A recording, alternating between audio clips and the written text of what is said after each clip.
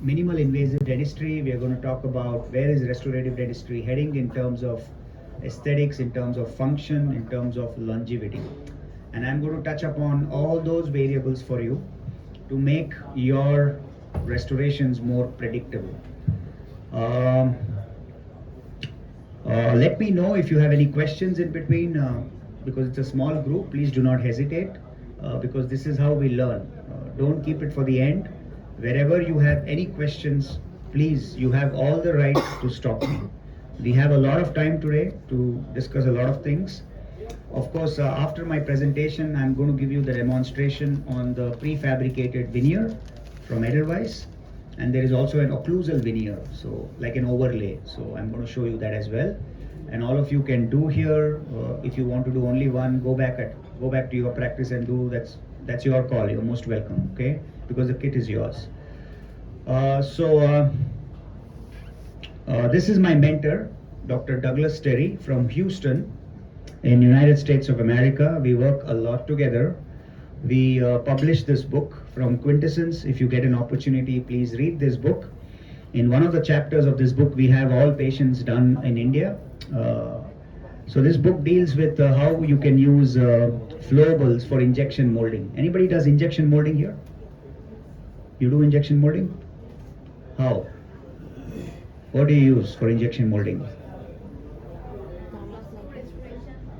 Correct? So you're using BioClear.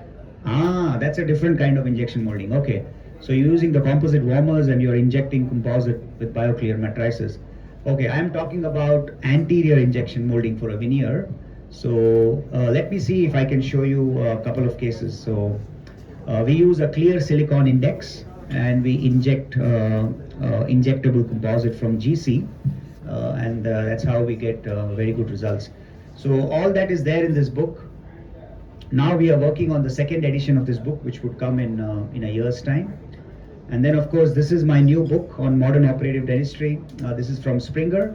If anybody has an opportunity to get hold of this book, anybody from the university here, it'll be very helpful for all your postgraduate students as well as undergraduate students. But as having said that, it's an excellent book for clinicians because everything is color plates.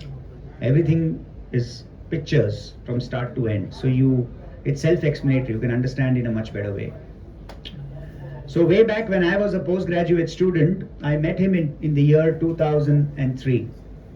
And I asked him, how are you so predictable in your restorations? How do you achieve so much of success in your restorations? And he told me, whenever you do any kind of restoration, you got to remember three important things. These are your religious principles. And the first principle, he mentioned it to me, if you have to be successful, is maintain sound tooth structure. Whenever we prep a tooth to receive a restoration, now it is important that you have sound enamel surrounding your prep. If you have a lot of sound enamel, or if you have retained a lot of sound enamel surrounding your prep, your restorations will always be predictable. Do not prep or remove unnecessary tooth structure, especially enamel. That's number one. Second principle, try to eliminate micro leakage. This is extremely important. Now, to eliminate micro leakage, the question is, it's not related to material, but it's related to operator. Please don't blame the material. All the materials are tested. Otherwise, they cannot be sold in the market. It is all operator related. If you make errors, you will get a lot of leakage. And I'm going to discuss how you can eliminate or mitigate leakage, meaning to say, nobody in this world can completely get away with leakage. You will have some amount of leakage. But the question is, how much of leakage is permissible in the oral cavity for your restorations to last longer? Okay? And the third principle, most importantly, is work at the tooth restoration interface. Please remember, now everything is revolving around this term, and this is called interface.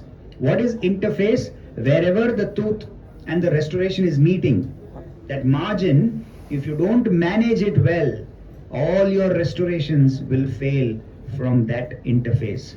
So it's extremely critical. From now on, You work at the interface. Make sure the interface is smooth. The interface does not have gap. Okay? These are some things which you need to look upon. So these are three important principles whenever you do any kind of restorative dentistry. Okay? So now let's ask ourselves few questions. How and why are dental materials changing today? There is a dramatic shift in the kind of restorative materials we are using today. Okay? The second question we ask is, no, I don't want. What have we learned from previous generation of materials? More important, how does failure occur? A good clinician is one who understands his failures and he learns from those failures. And that's exactly what we are here for today. And even more important is, what are some of the variables that affect the best outcomes? Now this is exactly what I'm going to discuss in my presentation. What do you mean by this statement? What is variable? Variable is a step. Okay? Whenever I do a restoration, I go into so many steps. For example, case selection, treatment plan, excavation of caries, correct? Rubber dam isolation, then your adhesive protocol, placement of composite, finishing and polishing protocol. So these are all the variables, and every variable is responsible for the treatment outcome. Sir, I'm here trouble with the connection. Please try again in a moment. Okay. If I do a restoration today, how long will it last? That's my outcome. So if I do it today, is my restoration holding for 5 years, 7 years, 10 years, or 15 years? That's my outcome. So your outcome is directly dependent on how good you handle your variables. Okay? So we're going to discuss that as well. So my goal for today is to inspire all of you and to be inspired by all of you as well. So we are all here to learn. So let's discuss our success and failure stories. Okay? So looking at failure from front to back. Nobody in this world can say I've got 100% success. Everybody fails. You know, a good clinician should have a failure rate of less than 5% annually. That means you're a very good clinician. For example, if I do 100 restorations in a year, only 5 should fail. 95 should succeed. That means I'm really doing good clinical dentistry. So now, if I'm looking at composites, composites fail from inside to outside. Please remember, because that's where your expertise or your skill set is. Whereas if I look at glass ionomer as a restoration, it fails from outside to inside. Why there is a shift? Bonding. Anything else? From material perspective? Which is more stronger? Composite. Which is more weaker? Glass ionomer. That's why glass ionomer will fail from outside to inside, because it is directly under masticatory stress. Whereas composites is exactly the opposite. It will fail from inside to outside. Nothing happens on the top. But still, if you have created a lot of gray areas below your pulpal floor, restoration will fail. So please understand the behavior of each material. Every material in the oral cavity behaves in a different way. Every material has some optical property, mechanical property, and some physical property. So you need to understand all these things. Okay? So now, let's look at criteria used for evaluation. Now this is extremely important. Everybody present here today should evaluate your restorations done in your patient's mouth. You should do that. If you don't do this, you don't know what you're doing, whether you're doing it's holding or not. Because the problem is, you need follow-ups. Patients might not come back to you if your restoration fails. So that's why be connected with your patient. Call them every 3 months, 6 months, 9 months, how are they doing? And then do your follow-ups. So how do I know my restorations are holding or not? I need to evaluate from 3 perspectives: aesthetic property, functional property, biological property. So meaning to say, a material can fail in 3 forms. It can fail by aesthetic way, mechanical, and biological. So from aesthetic point of view, how does a material fail? Discoloration. If I do a restoration today, and if it discolors in a month, 2 months, 3 months, it's an aesthetic failure. Restoration should not discolor for the next 5 to 7 years. And all the composites have the ability to hold on to this property. Well said. Okay? Oh, just a second. Still in it. I'm having a problem with the connection. Please try again in a while. Okay. So the next property is functional property. What do you mean by functional property? If I do a restoration today, it should not fracture in a month. It should not crack. It should not chip. That means it's a functional failure. So what went wrong here? Maybe your placements was not correct. You created a lot of voids when you placed your composite, or most importantly, you did not manage the occlusion well. 99% of the clinicians don't take occlusion into consideration when they do a composite restoration.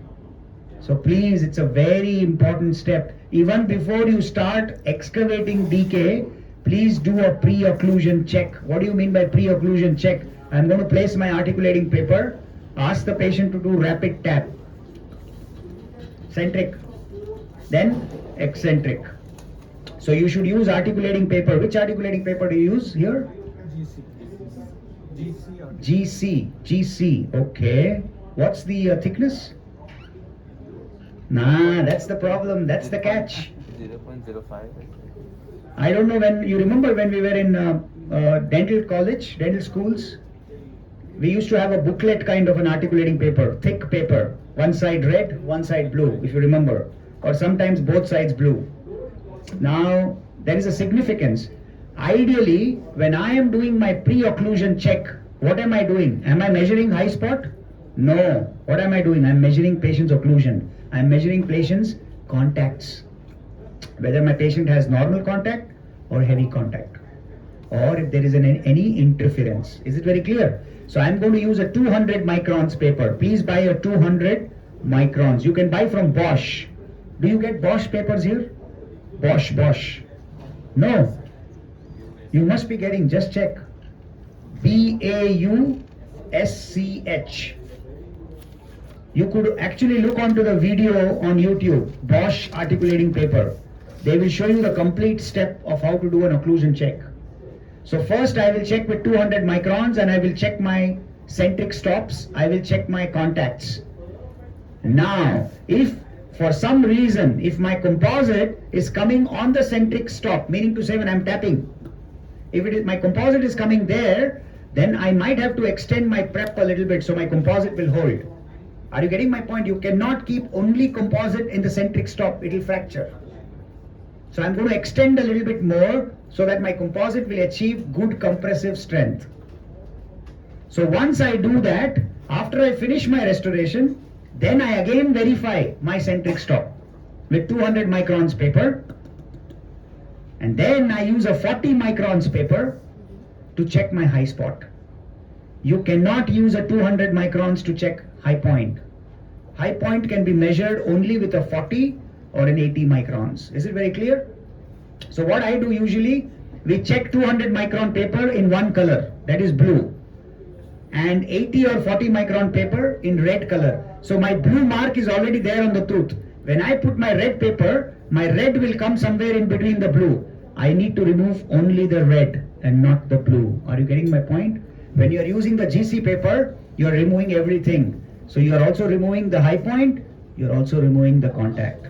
So now patient is very comfortable because you have removed the contact. So what will happen when you do this, over a period of time, the tooth will supra-erupt, either upper or lower, and you are actually changing the patient's occlusal scheme. So please, occlusion, don't take it very lightly. And the patient will not blame the material, patient will blame you because you did the restoration. Okay, so occlusion is a very, very important thing to be considered in terms of function. And of course, when I'm talking biological property, it is all about post-operative sensitivity. When I do any kind of restoration or bonding, my patient should not have post-op sensitivity, meaning to say I did not respect the biology.